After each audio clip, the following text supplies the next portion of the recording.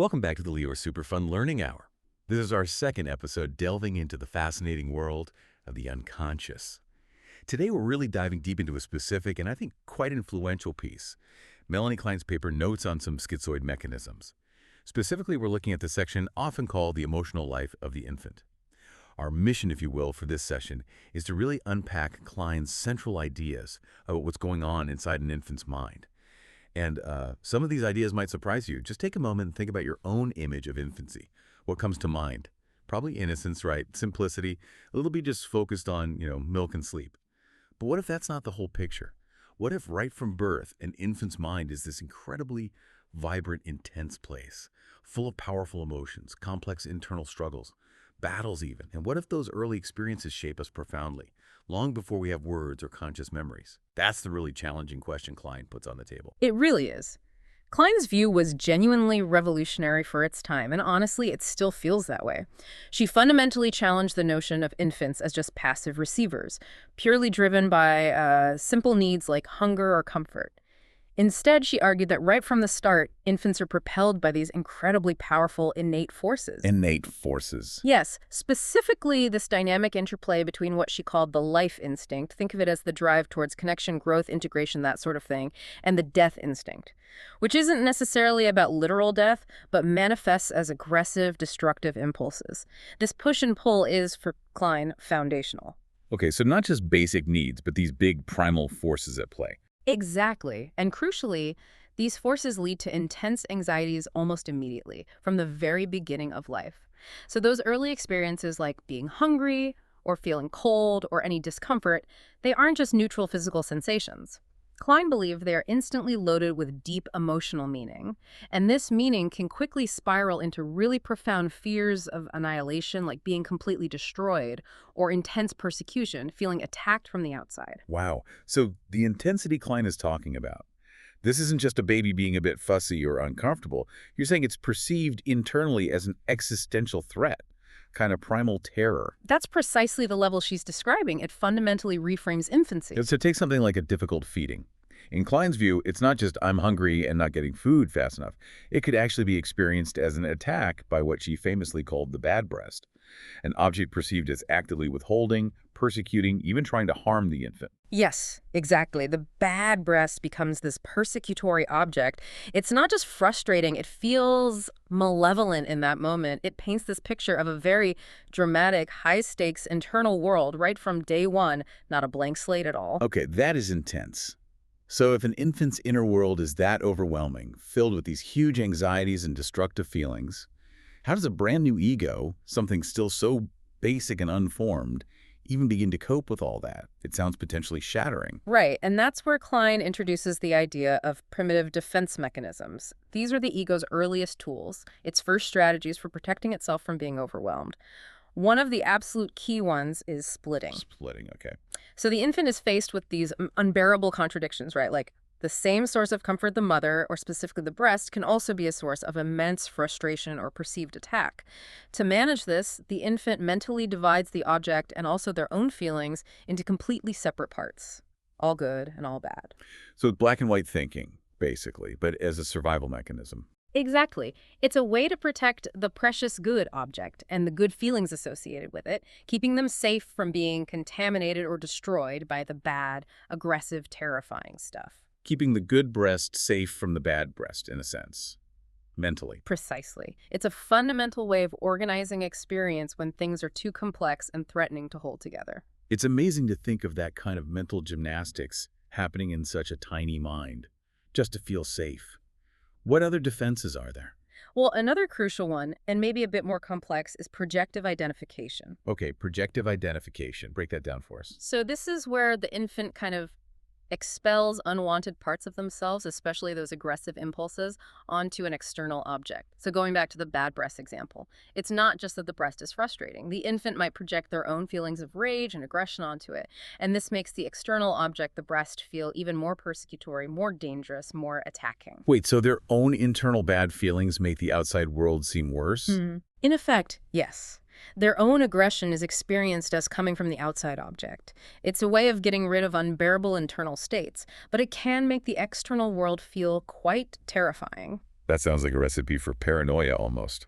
Well, that leads us nicely into the name of the position. But first, there's the flip side. Introjection. Introjection, taking things in. Exactly. The infant internalizes or takes in the good objects and the satisfying experiences, the comfort of the good breath, the feeling of being held, the soothing voice. They bring these positive experiences inside themselves, and this helps build up an internal sense of security, a kind of good core within the developing ego. It forms an internal good world. Okay, so splitting keeps the bad out, projection pushes the bad onto others, Mm. and introjection brings the good in. It's quite a system. A very dynamic system, yes. And these mechanisms operating together really define what Kline termed the schizoid paranoid position. Schizoid paranoid. So the paranoia comes from that projective identification, maybe. Largely, yes. This position typically dominates from birth up to about, say, 3 or 4 months. It's characterized first by the predominance of splitting the self, splitting objects into these very idealized all good parts and intensely persecutory all bad parts. Second, by intense paranoia anxieties, that fear of being attacked or destroyed by these bad external persecutors. And third, the infant primarily relates to part objects. Part objects, meaning not the whole person. Right. They're relating to the breast, maybe the mother's face, a hand, a smell, but not yet integrating these into the concept of a whole single mother. The world is experienced in fragments. Wow. So it's a world of intense highs and terrifying lows, experienced through bits and pieces with this constant underlying fear of attack. That's a good way to put it. A fragmented world, oscillating between idealized bliss and persecutory terror. Okay, so if the infant's world starts out this fragmented, this intensely anxious, how do they move beyond that? How does development happen? What's the next step? That's the crucial transition. As the infant matures, and crucially, as their ego gets stronger, something remarkable starts to happen. They gradually gain the capacity to integrate these split-off parts. The good aspects and the bad aspects of the object, primarily the mother, start to come together. So the black and white starts to become shades of gray. Exactly. Around, say, 4 to 6 months, the mother is increasingly perceived as a whole object. One single person who can be both satisfying and frustrating, loving, and sometimes unavailable or angry. She's seen as a whole, complex individual. The fragments start coalescing into a whole picture. Yes, and this integration, this move towards seeing wholeness, is what marks the entry into the depressive position. The depressive position, that sounds, well, depressing. It involves a different kind of pain, certainly, because think about it.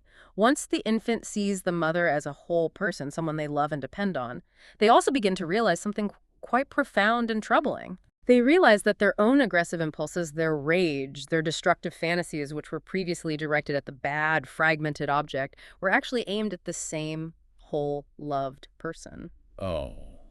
So I might have hurt the person I love and need? Precisely. This dawning realization leads to a new kind of anxiety, what Kline called depressive anxiety. It's a fear for the object, a fear of having damaged or destroyed the loved mother through one's own aggression. And alongside this anxiety comes guilt. Real, painful guilt and remorse for the fantasized attacks on the loved object. That's a huge developmental leap, moving from fear of the object to fear for the object. Yeah. And guilt.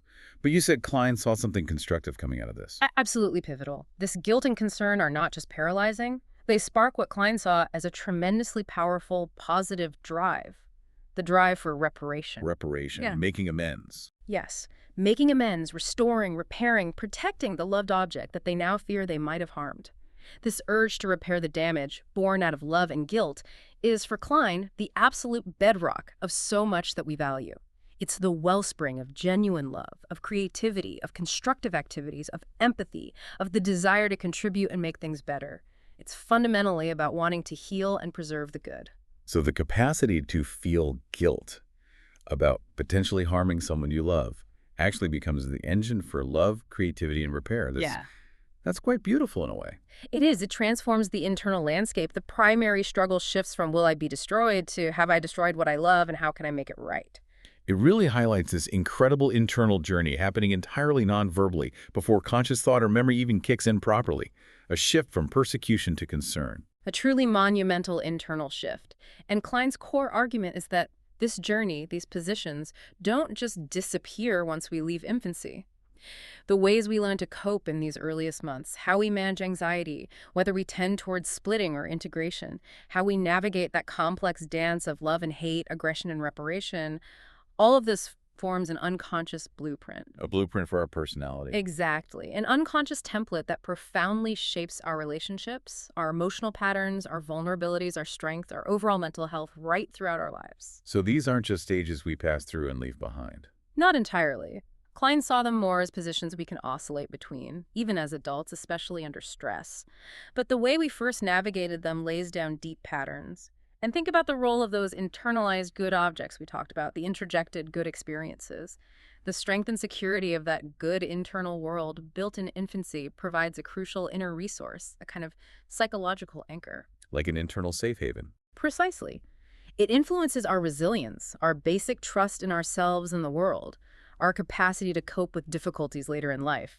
Having a strong internal good object makes a huge difference. So pulling this all together for us listening now, what Klein is suggesting is that these incredibly early, pre-verbal, deeply emotional experiences, rooted in managing existential anxiety, using defenses like splitting, moving toward integrating love and hate, feeling guilt and the urge to repair, all of this continues to operate largely unseen beneath the surface of our conscious adult lives. That's the core idea. It's humming away unconsciously, influencing how we react to partners, how we handle conflict, why certain situations trigger intense anxiety, our capacity for intimacy, maybe even our creative impulses. It's a hidden architecture shaping our emotional reality. The hidden foundational architecture, yes.